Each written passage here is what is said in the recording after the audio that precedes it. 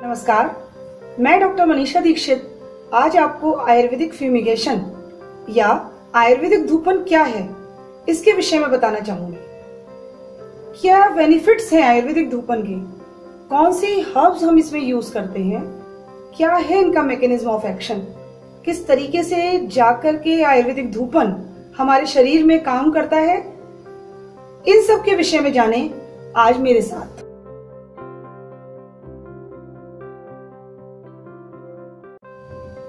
आयुर्वेदिक धूपन या जिसे हम ये कहते हैं कि हमें अपने घरों में धूप करना चाहिए प्रतिदिन सुबह और शाम। कुछ लोगों का ये मानना है कि धूपन करने से कार्बन डाइऑक्साइड की मात्रा वायुमंडल में बढ़ जाती है, लेकिन ये बिल्कुल मिथक है। आयुर्वेदिक धूपन में जो औषधियां हम प्रयोग करते हैं वो या तो हर्बल ओरिजिन की होती हैं या हर्बो मिनरल होती हैं या एनिमल ओरिजिन की होती हैं। हम कोशिश करते हैं कि इसमें अधिकतर हर्ब्स ही यूज करें।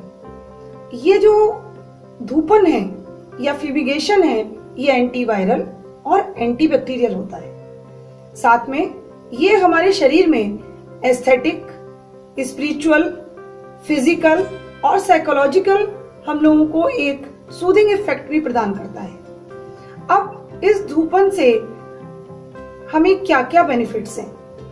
आचार्यों ने अपनी संहिताओं में, आचार्य चरक ने, आचार्य सुश्रुत ने विभिन्न प्रकार के धूपन विधियों का वर्णन किया है।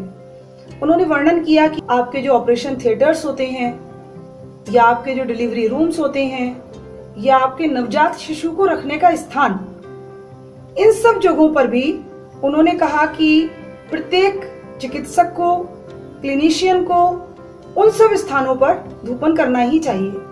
इससे ये पता चलता है कि धूपन एक ऐसी प्रक्रिया है जिसके बहुत ही ज्यादा लाभ है, बहुत ही ज्यादा बेनिफिट्स हैं। तो आइए सबसे पहले हम जानें कि इसके क्या लाभ हैं और ये हमारे शरीर में जाकर के किस प्रकार से कार्य करता है। धूपन के विषय में अथर्ववेद में भी बताया गया है, जिसमें उन्होंने बताया कि यदि आप लोबान या गुगुलू से अपने घर में धूपन करते हैं तो वो जितनी भी आपके वायरसेस हैं, बैक्टीरिया हैं, उनको दूर कर देता है। एक्चुअली ये ड्रग्स हमारे शरीर में जाकर के किस प्रकार से काम करती हैं, ये जितनी भी हर्ब्स हैं वो हमारे ब्लड ब्रेन बैरियर को क्रॉस कर जाती हैं, उन्हें पेनिट्रेट करती हैं। इसके साथ साथ ये जो ड्रग्स हैं उनका एडमिनिस्ट्रेशन इजी होता है और उनकी हमारे शरीर में हायर बायो अवेलेबिलिटी होती है। इसके साथ साथ ये जो हम हर्ब्स आयुर्वेदिक धूपन में यूज करते हैं ये वॉलेटाइल नेचर की होती हैं, मतलब कि उड़नशील होती हैं।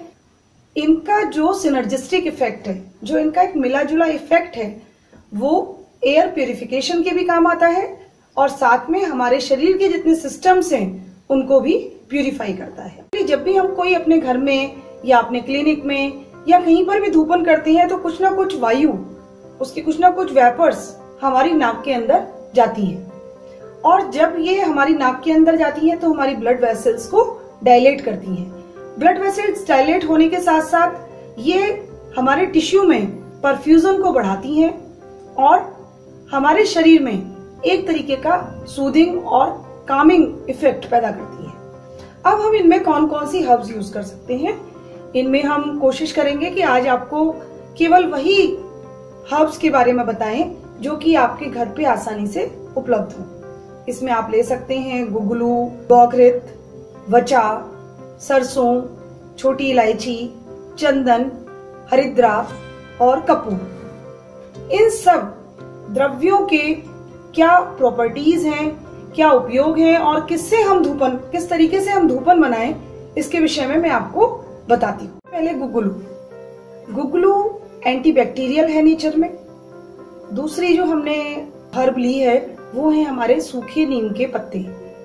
नीम के पत्ते इंसेक्टिसाइडल हैं, लार्विसाइडल हैं, एंटीवायरल हैं, एंटी इन्फेक्टिव हैं और एंटी इन्फ्लेमेटरी भी हैं। फिर तीसरा पदार्थ जो हमने लिया है धूपन करने के लिए वो है कपूर। कपूर भी एंटी फंगल है और इंसेक्टिसाइडल भी है। ये हमारे कीड़ों को भी दूर करता है, कीड़ों को भी भगाता है। फिर चौथा द्रव्य जो हमने प्रयोग करा है वो है हमारे सरसों और राई के दाने। इनका मेनली एंटी फंगल इफेक्ट है हमारे शरीर पर। फिर जो नेक्स्ट द्रव्य हमने लिया है वो है हरिद्रा। हरिद्रा एंटीवायरल है, एंटीबैक्टीरियल है, एंटी फंगल है और साथ में एंटी इन्फ्लेमेटरी भी है। हरिद्रा की और अधिक प्रॉपर्टीज जानने के लिए आप हमारे लिंक पर भी जा सकते हैं, जिसमें हमने एक वीडियो को शेयर करा है। इसके माध्यम से हमने हरिद्रा की और भी अधिक गुणों को बताया है। फिर जो हमारा नेक्स्ट द्रव्य है वो है हमारी वचा। वचा यदि आपके पास उपलब्ध है तो आप उसको डाल सकते हैं, और यदि आपके पास नहीं है तो आप उसको छोड़ भी सकते हैं। बेसिकली वचा जो है एक मेद्य द्रव्य है जो आपके ब्रेन में जाकर के एक अच्छा इफेक्ट लाता है और साथ में एंटी बैक्टीरियल भी है। फिर जो हम द्रव्य इसके लिए यूज करते हैं वो हमने लिया है गौघृत। गौघृत या गाय का घी। गाय का घी हमारे शरीर के जो वात पित्त कफ दोष हैं उनको साम्य अवस्था में रखने का काम करता है। इसके साथ साथ हमने इस धूपन में प्रयोग करा है छोटी इलायची और चंदन को। छोटी इलायची चूंकि एक कॉस्टली द्रव्य है तो आप इसकी कम मात्रा भी डाल सकते हैं, लेकिन छोटी इलायची का मेन पर्पस इस धूपन में डालने का है कि जो हमारी ऑब्नॉक्शियस स्मेल होती है धूपन की, उसको ये दूर करे और एक वातावरण को सुगंधित बनाए। साथ में हमने लिया है चंदन।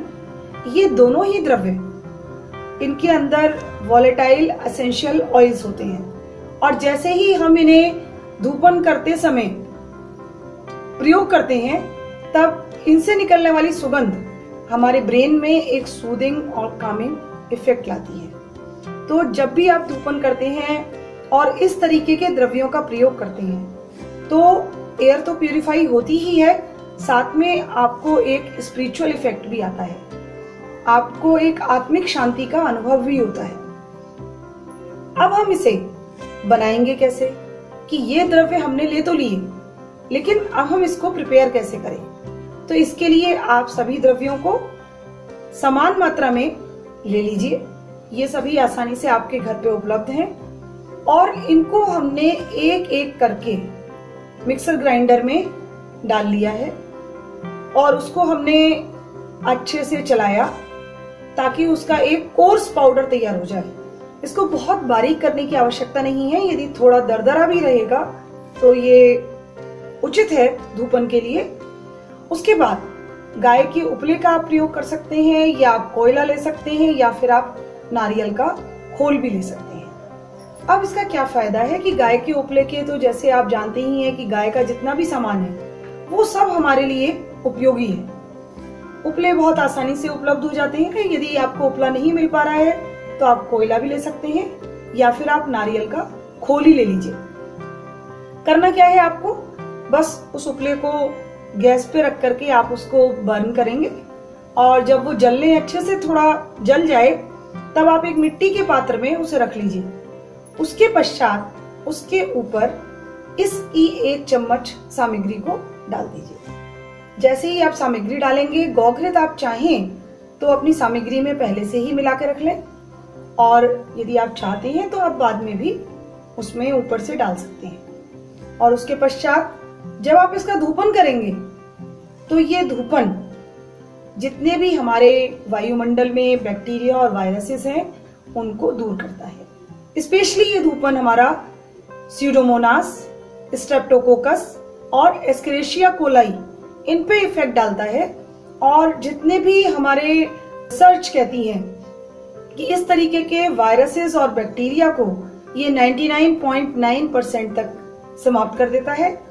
हमें कोई आवश्यकता ही नहीं है कि हम अपने वायुमंडल को स्वच्छ करने के लिए लगातार सैनिटाइज करते रहें उसे, या हम इस तरीके की कोई द्रव्यों का उपयोग करें। यहाँ तक कि यदि आप अपने क्लिनिक में या अपने ऑपरेशन थिएटर में, जैसे कि लोग फॉर्मेलिन का यूज करते हैं या ओटी को स्टरलाइज करने के लिए, यदि आप उसके स्थान पर आयुर्वेदिक धूपन करते हैं तो ये जो द्रव्य है इनसे फॉर्मल्डिहाइड निकलता है और फॉर्मल्डिहाइड का पर्पस यही है कि वो निकल करके हमारे जितने भी बैक्टीरिया और वायरस हैं उनको नष्ट करता है। तो इस भ्रांति को अपने मन से निकाल दें कि यदि हम घर पे होम करते हैं, हवन करते हैं या यज्ञ करते हैं या हम इस प्रकार का कोई धूपन करते हैं तो उससे हमारे वातावरण में कार्बन डाइऑक्साइड बढ़ेगी। ऐसा विभिन्न शोधों ने बताया है कि जितने भी ये हमारे धूपन द्रव्य हैं वो हमारे वातावरण को शुद्ध करने के साथ साथ हमारी आत्मिक शुद्धि भी करते हैं, और जैसा मैंने पहले भी कहा कि ये ब्लड ब्रेन बैरियर को क्रॉस करते हैं। इट मीन्स कि ये आपके लंग्स तक जाकर के आपके सारे सिस्टम्स को ऑर्गेनाइज करते हैं। तो मैं समझती हूँ कि आपको आयुर्वेदिक धूपन के विषय में एक साइंटिफिक जानकारी मिली होगी और आप अवश्य ही अपने घरों में सुबह शाम नहीं तो केवल एक दिन में एक बार तो धूपन करेंगे ही करेंगे। धन्यवाद।